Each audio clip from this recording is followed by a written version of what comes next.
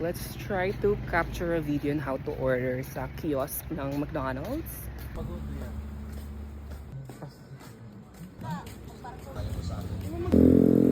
Oh, malapit na kami sa McDonald's. We're almost there. So keep watching.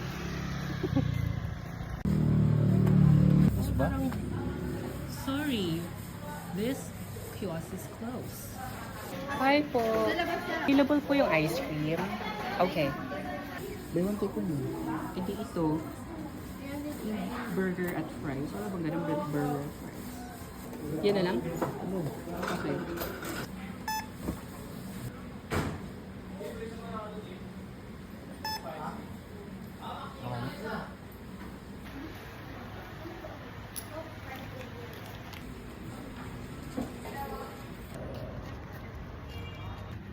Okay, so pauwi na kami ng bahay. We have our McDonald's.